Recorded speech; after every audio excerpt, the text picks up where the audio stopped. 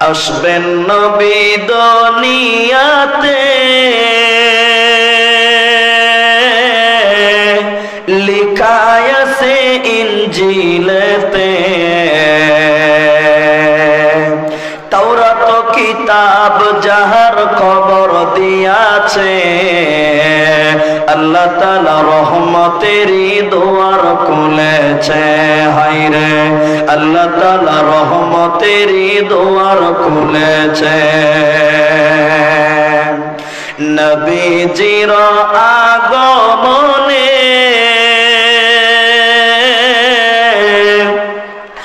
আনন্দিত পশুগণে, নবীজির আগমনে আনন্দিত পশুগণে, জুমলার পাখিরা সবাই গান গেয়েছে। আল্লাহ তাআলা রহমতেরই দুয়ার খুলেছে।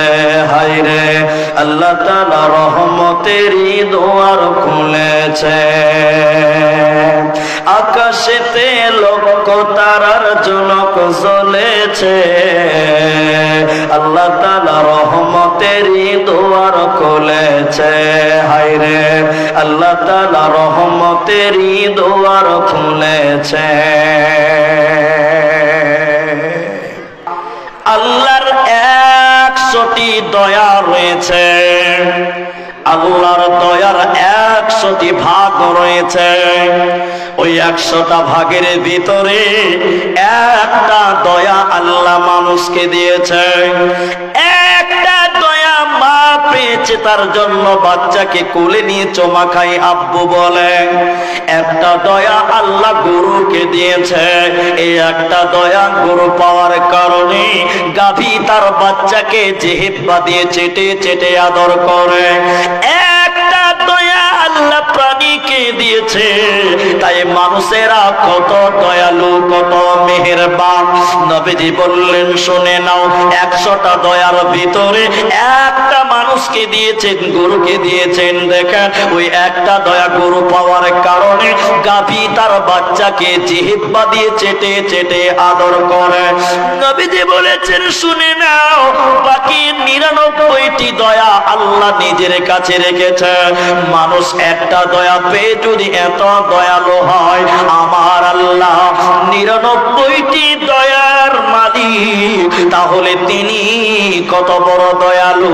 এই 99টি দয়া দিয়ে আমার আল্লাহ কিয়ামতের দিন বিচার করবে, আর তার বান্দাদেরকে দয়া করে ক্ষমা করবে। যেহেতু তিনার নাম রহমান, তিনি চরম পরম দয়া করনেওয়ালা, তিনি হলেন বড়ই মেহেরবান। কতটা মেহেরবান!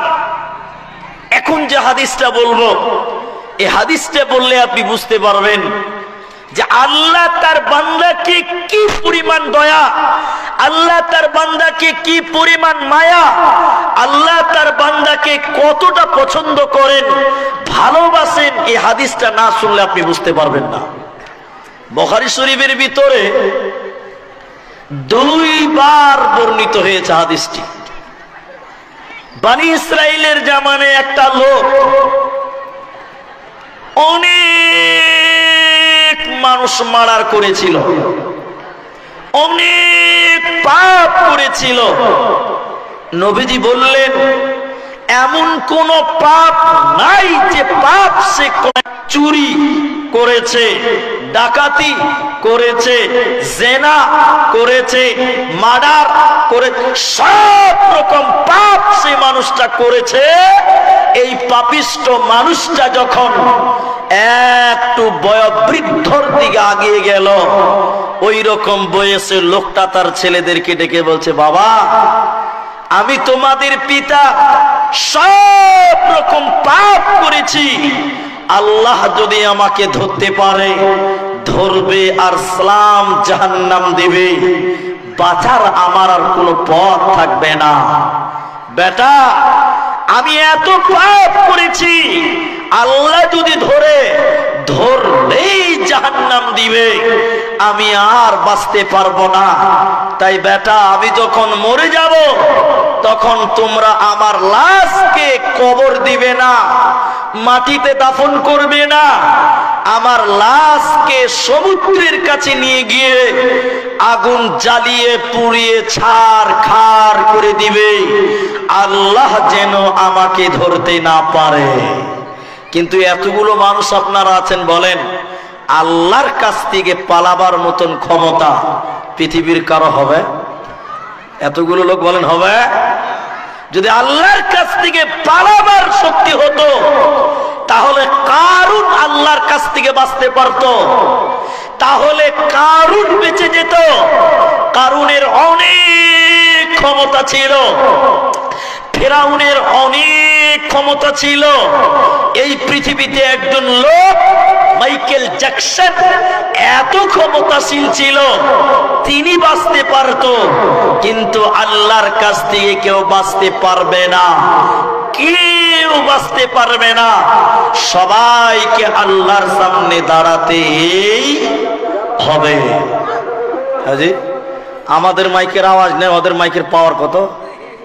হ্যাঁ, মাইকম্যান আল্লাহরা খুব ভালো মানুষ, বুঝে ওরা খাওয়ার ব্যাপার আছে, ওখানে বড় পাওয়ার দিতে হবে নাকি? হ্যাঁ, তো শোনেন, তো লোকটা এই উসিয়ত করলেন যে আল্লাহ যেন আমাকে ধরতে না পারে। আরেকবার সবাই বলেন, আল্লাহর কাছ থেকে পালানো যাবে না। লোকটা যখন মারা যায়,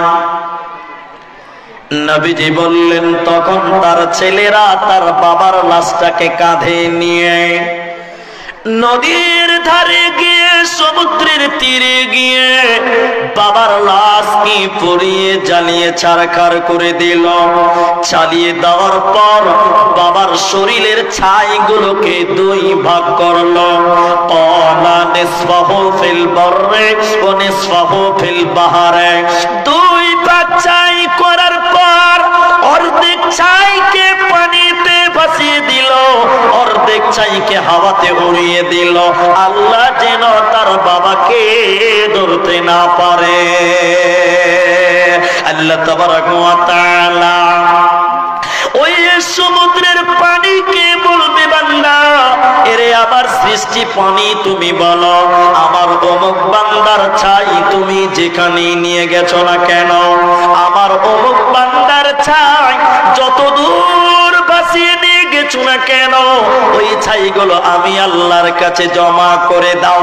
সমুদ্রের পানিগুলো, ছাইগুলো আল্লাহর সামনে জমা করবে। এবার আল্লাহ বাতাসকে বলবে, ঝড়কে বলবেন, হাওয়াকে আল্লাহ বলবেন, শোনো হে বাতাস, হে ঝড়, আমার অমুক বান্দার ছাই যত দূর হাওয়ায় উড়িয়ে নিয়ে গেছো না কেন, ওই ছাইগুলোকে আমার কাছে জমা করে দাও। পানি ছাইগুলো জমা করে দেবে, বাতাস ছাইগুলো জমা করে দেবে। আল্লাহ জমানো ছাইগুলো দিয়ে মানুষের দেহ বানাবেন, বডি বানাবে।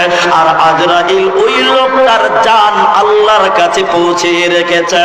দেহ বানাবার পর আল্লাহ তার আত্মাটা ওই দেহর ভিতরে ভরে দেবে। জীবিত মানুষ বানিয়ে আল্লাহ বসাবেন। বসাবার পর আল্লাহ লোকটাকে বলবে, বল ওরে আমার নাফরমান বান্দা, ওরে আমার পাপিষ্ঠ বান্দা, গুনাহগার বান্দা, তুমি বলো, তুমি তোমার ছেলেদেরকে পুড়িয়ে দিতে বলেছিলে কেন তোমার দেহটা? তুমি তোমার ছেলেদেরকে তোমার শরীরটা পুরাতে বলেছিলে কেন বলো? সমুদ্রে ভাসাতে বলেছিলে কেন বলো? এই ওসিয়ত তুমি কেন করেছিলে তুমি বলো?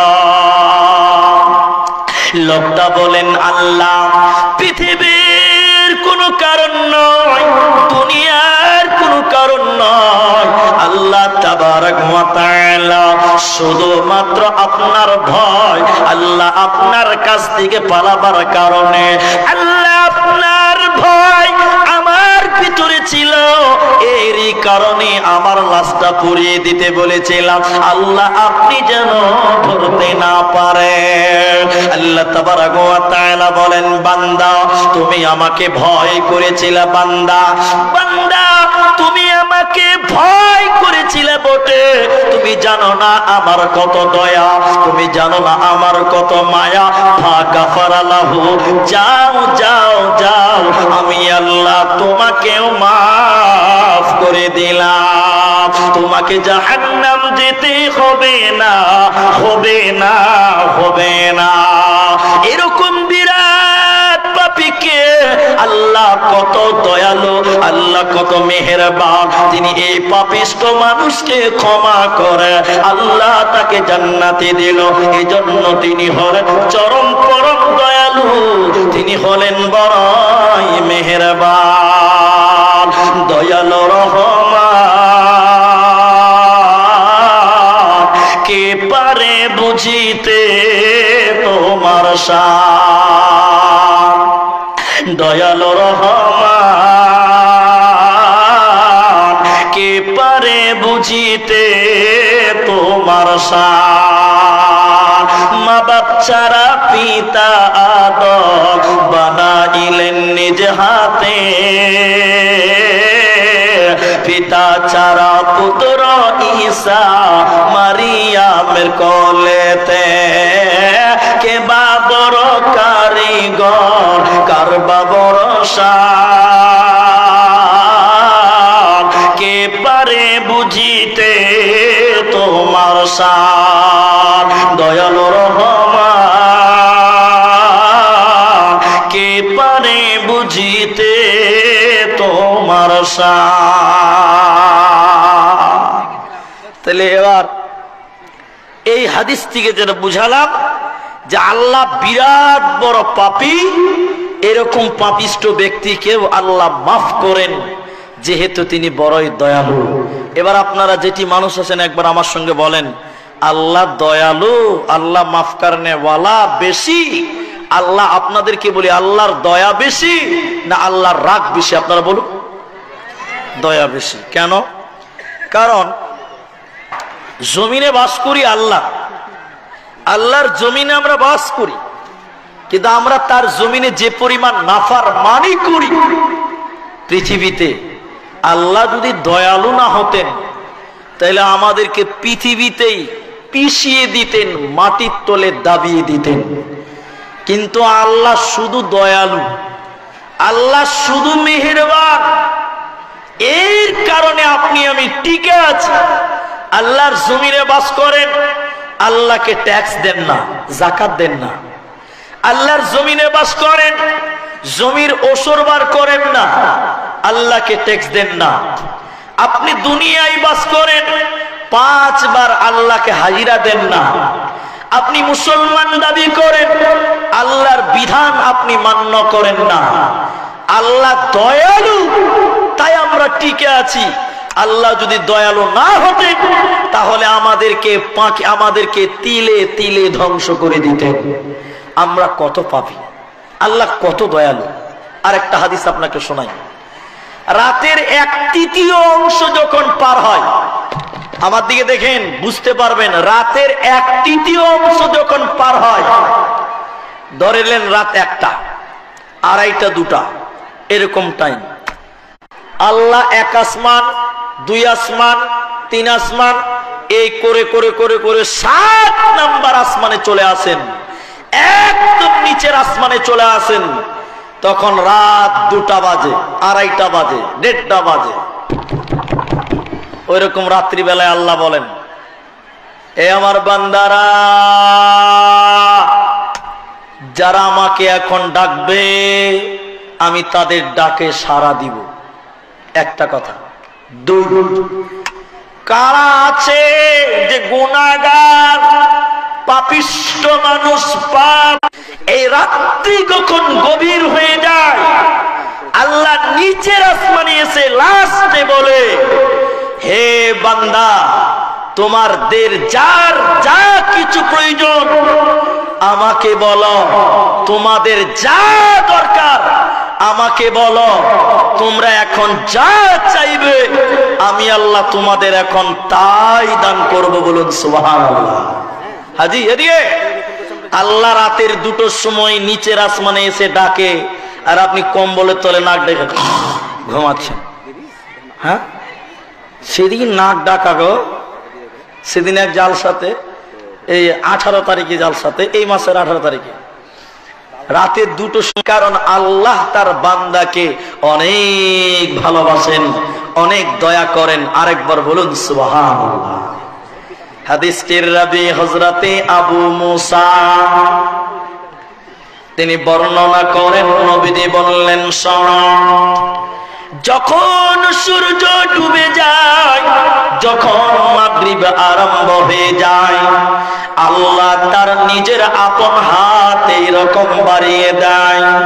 রাতের বেলায় আল্লাহ তার আপন নিজের হাতকে এইভাবে প্রসারিত করেন, হাতকে বাড়িয়ে দিয়ে আল্লাহ বলতে থাকে, ওরে দিনের পাপীরে, যারা দিনের বেলায় গুনাহ করেছো, জিনা করেছো, অন্যায় করেছো, দিনের বেলায় পাপ করে যারা রাতের বেলায় ঘুমোতে যাও, আমি আল্লাহ তোমাদের দিকে হাত বাড়িয়েছি, বান্দা তোমরা আমি আল্লাহর কাছে মাপ চাও, তোমরা আমি আল্লাহর কাছে ক্ষমা চাও, আমি আল্লাহ বড় দয়ালু রে, আমি তোমাদের জীবনের গুনাহ মাফ করে দিব, তোমাদের কোনো গুনাহ থাকবে না, থাকবে না।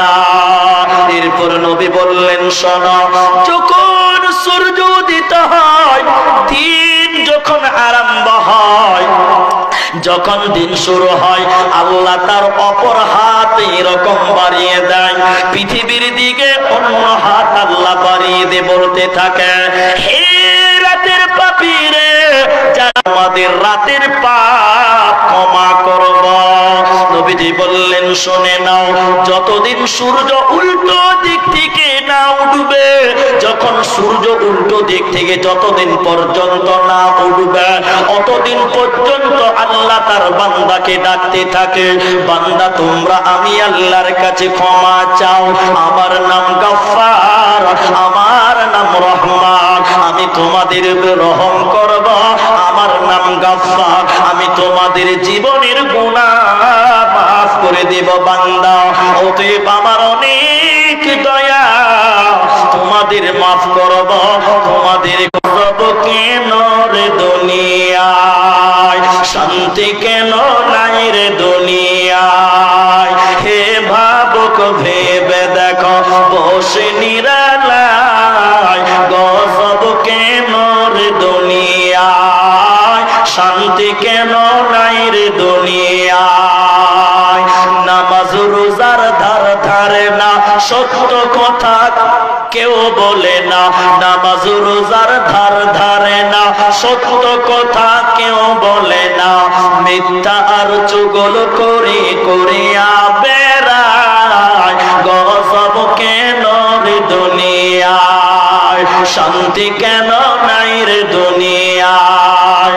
নিউ মার্কেটার গাউসিয়াতে যাচ্ছে নারী শতে শতে, নিউ মার্কেটার গাউসিয়াতে যাচ্ছে নারী শতে শতে, নারীর জ্বালাই পুরুষদের চলা হলো দায়, গজব কেন রে দুনিয়ায়, শান্তি কেন নাই রে দুনিয়ায়। তাহলে তোমাদেরকেও আল্লাহর দয়া আশা করতে হবে, আল্লাহর কাছে দয়া ভিক্ষা চাইতে হবে। একটা হাদিস বলবো, শোনেন, উত্তর দিবেন আপনারা। ওমর ইবনুল খাত্তাব রাদিয়াল্লাহু তাআলা আনহু, তিনি বললেন, রাসূলুল্লাহ সাল্লাল্লাহু আলাইহি সাল্লামের কাছে কিছু যুদ্ধের বন্দীদেরকে আনা হলো।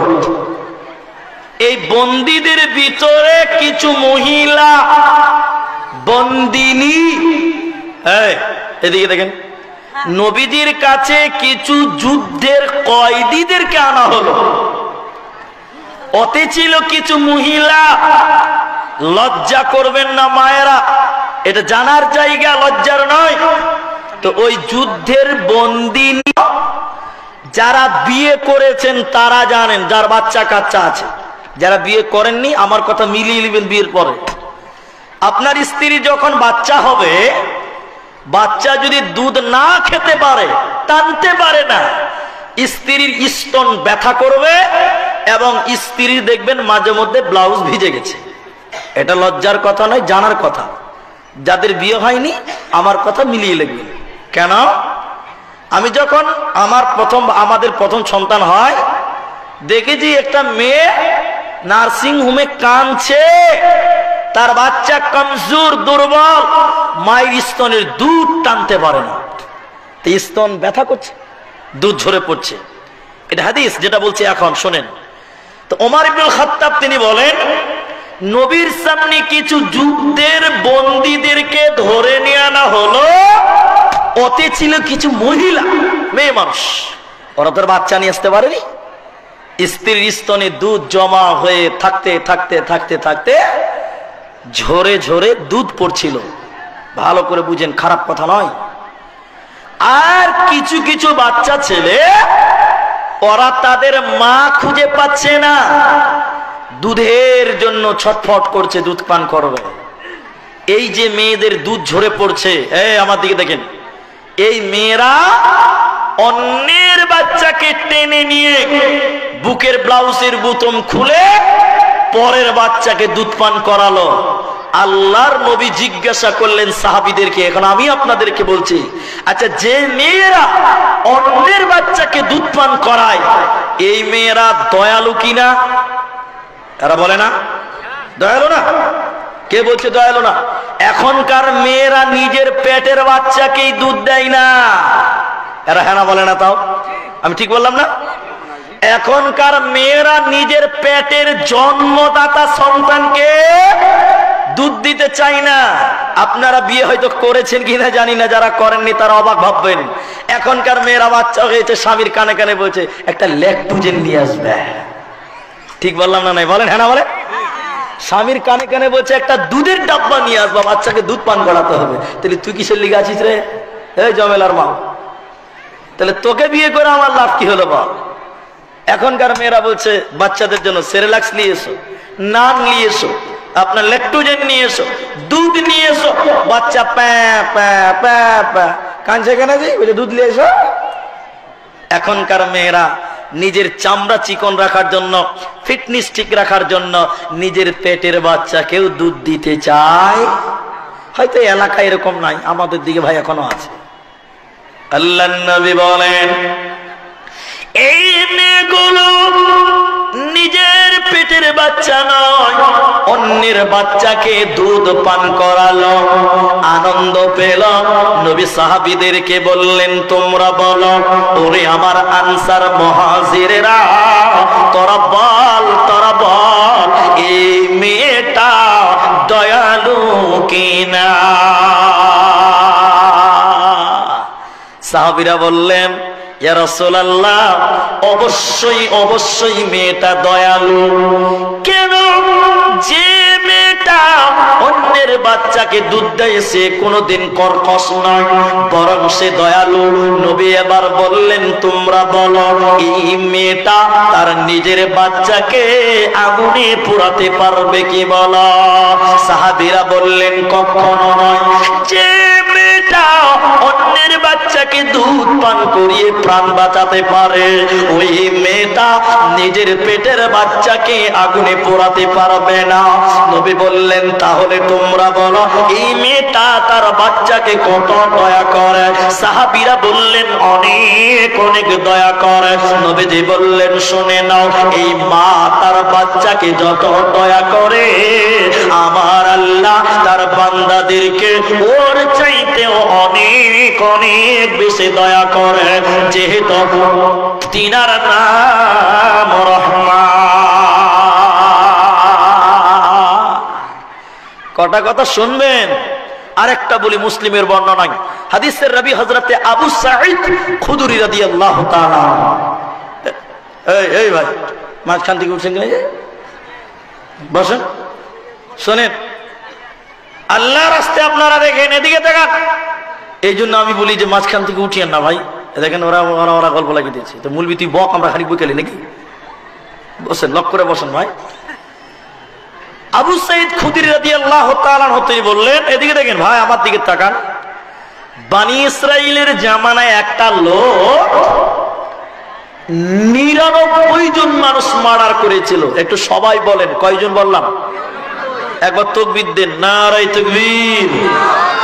কজন বললাম? 99 জন মানুষ মার্ডার করার পর এই লোকটার ভিতরে খালি এরকম ধাকাম ধাকাম করছে, হাওড়া হুগলি হাওড়া হুগলি, যে 99টা মার্ডার করেছি। লোকটা জান্নাতে যাবে না জাহান্নাম যাবে? যে ভাই হ্যাঁ জান্নাতে যাবে, কে বলছে জাহান্নামে যাবে? হ্যাঁ, লোকটা 99 জন মানুষ মার্ডার করার পর একজন আবেদের কাছে গেছে, নট আলেম, আলেম নয়, আলেম আলাদা, আবেদ আলাদা, মুলবি আলাদা, মুন্সি আলাদা।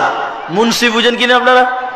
ওই বিড়ির মুন্সি লয়, ওই মসজিদে আজান দেয় আল্লাহ, বুড়া মানুষ কিছু আছে না, এরা বলে না কথা, ওই ইন্না তয়না কাল কাউসার কুল আল্লাহু আহাদ আর অত্তিনি ওয়াজ জাইতুন, এছাড়া কিছু জানে না। এরকম কিছু লোক আসে না, এখানে বলে আছে। তো আমার দিকে দেখেন, তো আমার দিকে দেখেন, তো এই লোকটা 99 জন মানুষ মার্ডার করেছিল। একটু বলুন কতজন বললাম? 99টা লোক মার্ডার করার পর একটা ওই ইন্না তয়নার অত্তিনি জাইতুন এরকম মুন্সির কাছে যেয়ে বলছে, ও মুন্সি ভাই, আনা হো তওবা, এমন মানুষের কি তওবা হবে? তো মুন্সি বলছে কেমন মানুষ?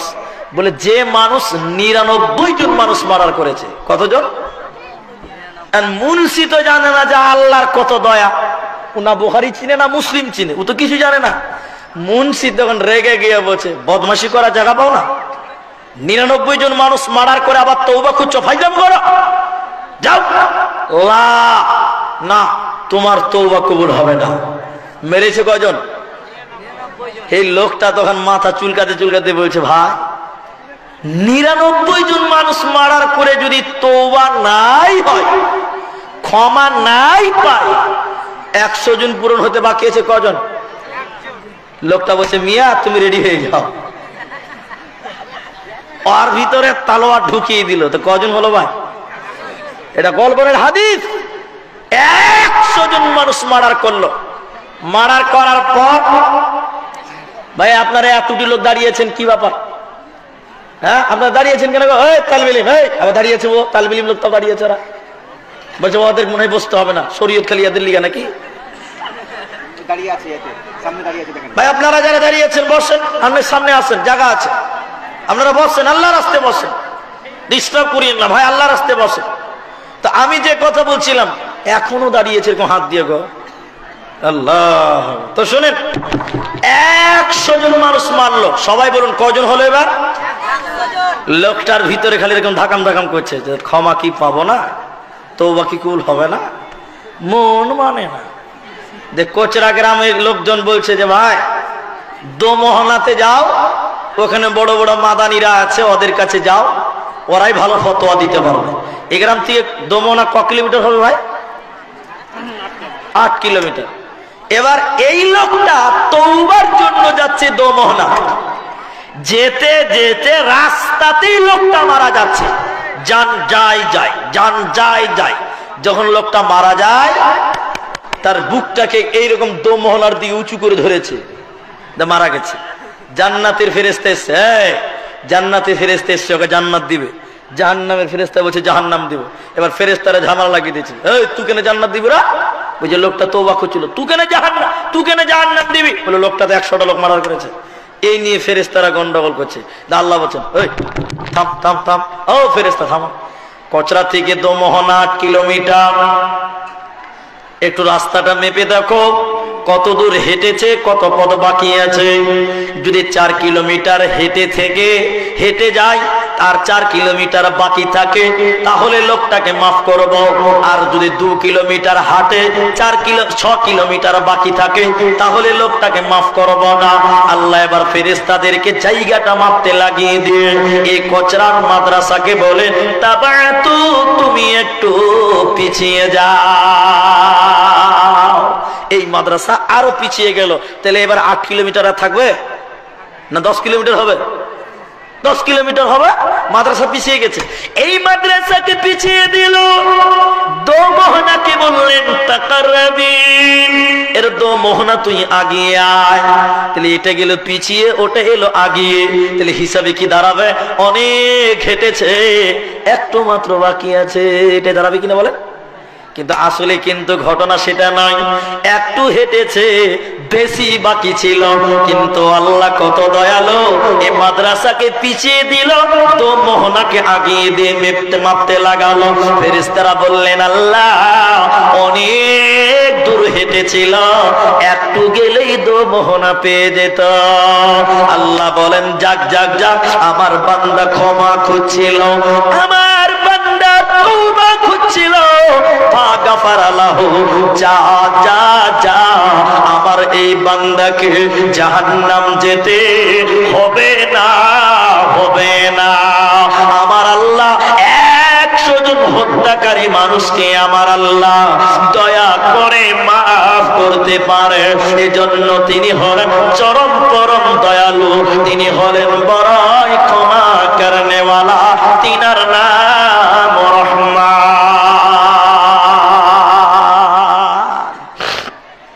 হাদিসের ভিতরে এবার শোনেন আমাদের উপরে আল্লাহর দয়া কতটা। ওয়াদানি রব্বি, নবী বলেন আমার আল্লাহ আমাকে ওয়াদা দিয়েছে।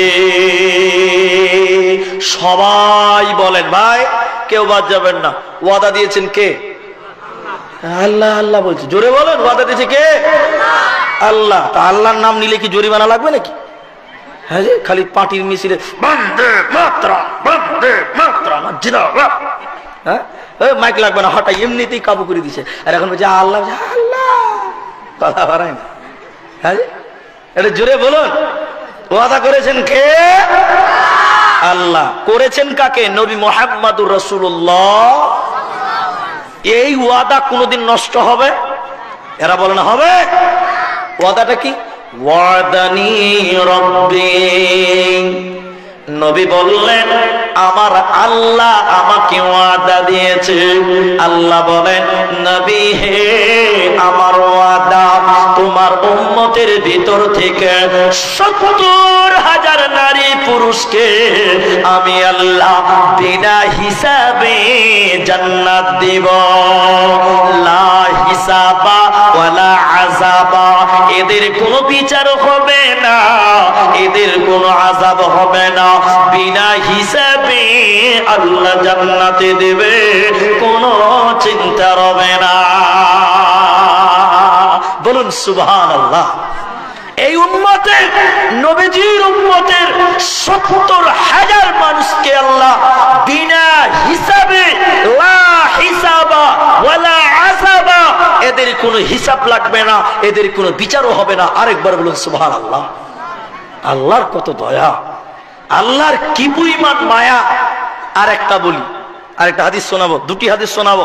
এটা মাদ্রাসার জালসা, ওই ছেলেগুলো পাগড়ি পাবে, স্টেজে চলে এসেছে, আর আমার পরে আর একটা বক্তা আছে, তো আমার একটা বড় দায়িত্ব আছে। একটা হাদিস শুধু শোনাবো আপনাকে। একটা লোক রাখাল, উটের রাখাল, উটের রাখাল। রাখাল বুঝেন তো? আগেকার জামানায় রাখাল ছিল, এখন আর নাই। এখন আছে? এখন নাই। আচ্ছা ব্যতিক্রম তো শুনেন যেটা বলছি। উট হলো মরুভূমির প্রাণী, এখন সেটাকে গৃহপালিত পশু করা হয়েছে। অ্যাকচুয়ালি সেটা হলো মরুভূমির প্রাণী। ওরা মনে জঙ্গলে ঘুরে বেড়ায় 8 দিন 10 দিন, কোনো ঠিকানা থাকে না। আমার দিকে দেখেন, একটা রাখাল গিয়েছে উট নিয়ে চড়াতে। ভূমিতে খাবার এভেলেবেল পাওয়া যায় না। সৌদিতে, আজ বিভিন্ন মরুভূমি কান্ট্রিগুলোতে পানির বড় অভাব। অভাব না ভাই? তো রাখাল উট চড়াতে গেছে খাবার নিয়ে, পানি নিয়ে। রাখাল উটের গলাতে, উটের উপরে খাবার রেখে একটা গাছের তলে বসেছে, বা কোথাও একটু আরামের জন্য বসেছে। রাখাল এদিকে দেখেন, এদিকে রাখাল যখন বসেছে, উট চড়ছে, চড়তে চড়তে চড়তে চড়তে রাখাল কখনো নাক ডাকতে লেগে, বুঝতে পারছি, নাক ডাকতে লেগে গেছে। আর যখন নাক ডাকছে, হঠাৎ করে চোখ খুলে দেখছে, ইন্না লিল্লাহ, রাখালের উট একটাও খুঁজে পাওয়া যায় না। বেচারা খুশি হবে না দুঃখ পাবে? আর উঠ হারিয়ে গেছে, খুশি হবে? ও দুঃখতে বেচারা এদিক সেদিক করে খুঁজে খুঁজে খুঁজে খুঁজে পেরেশান। আরে উঠ হারিয়ে গেছে জায়গা, কিন্তু তার সঙ্গে ওর খাবারও গেছে। বাংলাতে আছে না যে আমার আমও গেল ছালাও, হাজি এর আকালের উঠও গেল খাবারও গেল। চিন্তা আমার দিকে দেখেন। আর আকাল অনেক সময় পেরেশানি খুঁজতে খুঁজতে খুঁজতে খুঁজতে আবার কোন এক জায়গাতে বসেছে, আবার খানিক ঘুমিয়ে গেছে। ঘুম থেকে উঠে দেখছে সুবহানাল্লাহ, ওর সামনে উটও হাজির, ওর খাবারও হাজির। এবার আপনারা বলেন ই খুশি হবে না? নাই? হ্যাঁ, খুশি মানে কি জানেন? ও খুশি হয়ে বলছে আল্লাহ আনা রব্বি আনতা আব্দুকা, আল্লাহ আমি তোর আল্লাহ, তুই আমার গোলাম। গোলাম কাকে বলছে? এরা বুঝতে পারেনি মানে গোলাম কাকে বলছে? আল্লাহকে বলছে আল্লাহ আমি তোর আল্লাহ, তুই এখন আমার গোলাম। উল্টা হয়ে গেছে। মুহাদ্দিস কোন কলম ধরেছে আমার বলে খুশির কারণে। কিসের খুশি? হারিয়ে যাওয়া জিনিস পেয়েছে বলে এত খুশি। তো নবী বললেন, মুহাদ্দিসগণ বলেন, যখন কোন বান্দা গুনাহ করে পাপ করে, এর নিজের গুনাহ যখন সে অস্বীকার করে নাই, নিজের গুনাহ ভুল বলে স্বীকার করে বলে রব্বানা যালামনা আনফুসানা ওয়া ইল্লাম তাগফির লানা ওয়া তারহামনা লানাকুনান্না মিনাল খাসিরিন। নিজেকে যখন উত্তপ্ত হয় আমার আল্লাহ নাম রহমান। অনেক কথা ছাড়তে ছাড়তে ছাড়তে ছাড়তে কিছু কথা বললাম, কিন্তু একটা হাদিস না বলে পারছি না। এটা খুব ইচ্ছা হয় তাই বলি। আমার দিকে তাকান, সব ভুলে যাবেন, এই কথাটা ভুলবেন না। সব ভুলেন, আমার এই কথাটা বলবেন। সাদকা এগুলো দিয়ে জান্নাত হবে না? বলছে না হবে না। তাহলে জান্নাত হবে কেমন করে? এই মুসলমান, নবী বললেন আল্লাহর দয়া ছাড়া কিয়ামতের দিন কেউ জান্নাত যেতে পারবে না। এজন্য আপনাকে আমাকে যদি আল্লাহর জান্নাতি হতে হয়, আল্লাহর জান্নাত, আল্লাহ তুমি যদি হিসাব চাও, কিয়ামতের দিন কেউ হিসাব দিতে পারবে না। পরিশেষে আমি বলি আল্লাহর অনেক দয়া, যদিও তিনি দয়ালু, এরপরও কিছু মানুষকে আল্লাহ দয়া করবেন না, কিছু মানুষকে আল্লাহ মাফ করবেন না, কিছু মানুষকে দয়া করবেন না। তারা করবে না যে মানুষের প্রতি দয়া করে না। এজন্য গরিবকে দয়া করো, কমজোরকে সহযোগিতা করো, কমজোরকে সহযোগিতা করো, তোমার মওত হবে আসান। আল্লাহ তোমার উপরে রহম করবেন, আল্লাহ তোমার প্রতি দয়া করবেন। কঠিন গরম, রমজান মাস, ছেলেটা রোজা রেখা আছে, আপনি চেয়ার নিয়ে তার সামনে বসে গেছেন কেন বলুন তো? চেয়ার নিয়ে তার সামনে বসলেন কেন? কাজে যেন কোন রকম ফাঁকি দিতে। বিল্ডিং এর উপরে 8টা ইট মাথায় দিয়ে সিঁড়ি দিয়ে বেয়ে বেয়ে রোজা অবস্থায় উঠে, বরং তুমি তাকে বলো এই ছেলে যাও মুখ দিয়ে 2 মিনিট বসো, 5 মিনিট বসে তারপরে তুমি আবার কাজে যোগাও, কারণ ছেলেটা সারাদিন রোজা আছে। এটা হলো মানুষের প্রতি দয়া। মানুষের প্রতি কি বললাম? দয়া। আর আপনার ওই লেবার যেন ফাঁকি দিতে না পারে, আপনি চেয়ার নিয়ে ওর সামনে বসে, যে মানুষের প্রতি দয়া করে না, মানুষের করুণা করে না, মানুষের প্রতি রহম করে না, আল্লাহ তার প্রতি করুণা করবে না। যদিও তিনি দয়ালু, যদিও তিনি মেহেরবান। আল্লাহ কোন দিক থেকে রহমান? আমার দিকে দেখে সৃষ্টি করলেন। সেদিন আল্লাহ একটা চিঠি লিখলেন, ওই চিঠিটা আজও আল্লাহর আরশের উপরে আছে। চিঠিতে কি লিখেছিলেন?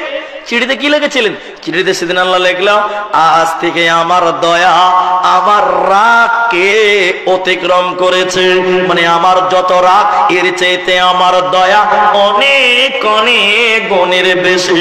যেহেতু আমি সৃষ্টি করলাম মাখলুক, আমি গুনাহগার মানুষ সৃষ্টি করলাম, এজন্য তাদের প্রতি আমার অগণন দয়া, আমার দয়া আজকে অনেক বেশি, রাগের চাইতেও বেশি। কোরআন মাজিদ দেন ভাইজান। অনেকের মানুষ আমরা এখানে অলরেডি উপস্থিত হয়েছেন, সেই দুপুর থেকে জলসা চলছে, এই পর্যন্ত আপনারা এসেছেন। আমি আর বেশি নয়, অল্প কিছু টাইম আপনাদের খেদমতে থাকবো, ছেলেগুলোর মাথায় একটু হাত দিয়ে চলে যাব। আমি আপনাদেরকে বলতে চাই, আল্লাহ দয়া করবেন আপনি যদি মানুষকে দয়া করেন, আল্লাহ রহম করবেন আপনি যদি মানুষকে রহম করেন। আর আপনি যদি মানুষের উপরে কঠোর হন, আল্লাহ আপনার উপরে কঠোর হবে। দয়া করে মানুষের দুষ্ট গেল। সাহাবীরা বলেছিলেন আজকের দিন হলো প্রতিশোধ নেওয়ার দিন, আজকে বদলা নেওয়ার দিন। আমরা দেশ ছেড়ে চলে গেছি, আমাদেরকে অত্যাচার করেছে, আমরা প্রতিশোধ নিব। নবীজি বললেন না, আমরা প্রতিশোধ নিতে জানি না, আমরা ক্ষমা করে দিতে জানি। আজকের দিন ক্ষমা করার দিন, বলুন সুবহানাল্লাহ। তাই আপনি ক্ষমা করনেওয়ালা হন। ছেলেটা বুঝতেই পারল না যে মার খেলাম কেন, আপনার গাড়ি আছে তাই আপনার গরম বেশি। আপনি কি ক্ষমা করতে শিখলেন না? আপনি কি দয়া করতে শিখবেন না? আপনি কি মাফ করতে শিখবেন না? আপনি জালেম, আপনি জালেম। আল্লাহ রাসূল বলছেন জালেম, তুমি অত্যাচার করছো, তোমার সঙ্গে আল্লাহ কিয়ামতের দিন এইরকম আচরণ করবে। এজন্য দয়া করো, রহম করো, মাফ করো, ক্ষমা করতে বেশি বেশি অভ্যাসিত হও, প্রতিশোধ নিতে শিখিও না। আল্লাহর নবী এই শিক্ষা দিয়েছেন, সেদিন বলেছিলেন আজকে ক্ষমা করার। অনেক জলসা এসেছি, এই গ্রামেও এসেছি, আমার নসিব ভালো, আমি ভালো টাইমে পেয়েছি আলহামদুলিল্লাহ। শুধুমাত্র এই মাদ্রাসার জন্য আপনারা যে প্রতি বছর লক্ষ লক্ষ টাকা দান করেন, আপনাদের টাকাগুলো কোথায় খরচা হয়, আপনাদের পয়সাগুলো কোন খেতে ব্যয় হয়, এগুলো আপনারা হয়তো ভাবতে পারেন না। সামনে রমজান, এই ছেলেগুলো কোরআন পড়বে, কোরআন খতম করবে, এরা আপনার টাকার মাধ্যমে পড়াশোনা করেছে, এরা কোরআন মুখস্থ করে নেকি পাবে। আর আপনি করিয়েছেন মুখস্থ, টাকা দিয়েছেন বলে, তাহলে আপনিও নেকি পাবেন। কি বলছেন, পাবেন না? কোরআন পড়লে নেকি হয়, কোরআন শুনলে নেকি হয়, কোরআন মানলে নেকি হয়, কোরআনের পেছনে টাইম দিলে নেকি হয়, কোরআনের পেছনে টাকা দিলে নেকি হয়। আপনি সময় দিবেন, টাকা দিবেন, বুদ্ধি দিবেন, পরামর্শ দিবেন, যে কোনো মূল্যে কোরআনের সহযোগিতা করবেন। তাই আজকের এই কোরআনের মাদ্রাসার জন্য আপনাদের কাছে একটু হাত বাড়াবো। কোরআনের জন্য আমি একটু হাত বাড়াতে চাই। যারা দিনে দিয়েছেন, আবার আপনাদের দিতে হবে। যারা পুরুষ, তারা এই কোরআনের প্রতিষ্ঠানের জন্য একজন করে উঠুন। কেউ দিবেন 20,000 টাকা, কেউ দিবেন 10,000 টাকা, কেউ দিবেন 5,000 টাকা, কেউ দিবেন 1,000 টাকা। যারা দেবেন মানসিকতা নিয়ে করেন, এটা দান নিয়ে আসুন, আপনার শুরু করেন, আপনার দেখে সবাই দিবেন, আপনি নেকি বেশি পাবেন। কারণ ভালো কাজ শুরু করেছেন যে, সে সবচেয়ে বেশি নেকি পায়। তাই প্রথম একজন দাতা ভালো কাজটা শুরু করেন, এই দানের কাজটা শুরু করেন। 5,000 পারলে 5,000 দিবেন, 10,000 পারলে 10,000, আপনি সবচেয়ে বেশি নেকি পাবেন। কারণ আপনার দেখা দেখি সবাই দান করবে। এই জন্য এই কাজে দেরি করতে নেই। আল্লাহর বান্দা যারা দেবেন, নিয়ত করে এসেছেন এটা মাদ্রাসার জলসা, কোরআনের প্রতিষ্ঠান, এই প্রতিষ্ঠানে আপনি দেবেন, ইনশাআল্লাহ তাআলা আপনার দান বিফলে যাবে না, আপনার দান বিফলে যায় না। আপনার দানগুলো হচ্ছে, এই ছাত্রগুলো তৈরি হচ্ছে, হাফেজে কোরআন তৈরি হচ্ছে। আর ভাইজান, একজন প্রথম নাম্বার কোন আল্লাহর বান্দা আসবেন না? আরে 1,000 টাকা দেনেওয়ালা হলেও শুরু করেন। আল্লাহ আপনার এই দানি, আল্লাহ আপনার কামিয়াবি এনে দিতে পারে। শুধু আপনার মন, শুধু আপনার নিয়ত পরিশুদ্ধ করতে হবে। আল্লাহ কোরআনে বললেন, আল্লাযীনা ইউনফিকুনা আমওয়ালাহুম বিল-লাইলি ওয়ান-নাহারি সিররান ওয়া আলানিয়া ফালাহুম আজরুহুম ইনদা রাব্বিহিম ওয়ালা খাউফুন আলাইহিম ওয়ালা হুম ইয়াহজানুন। এ রাতের আন্ধারে কিংবা দিনের আলোতে নিজে ধন দেয় যারা আল্লাহর রাহেতে, প্রকাশেতে দেয় কিংবা দেয় গোপনেতে, ফকিরে মিসকিনে দেয় মাদ্রাসা বানাতে। আলহামদুলিল্লাহ, আমি বলেছিলাম দানের কাজ শুরু করেন, দেখবেন যিনি করবেন উনি আপনার দেখে দেখে দিবে। তার মানে শুনেলেন, এরপরে যারা দিবে ইনাদের দেখে দিবে।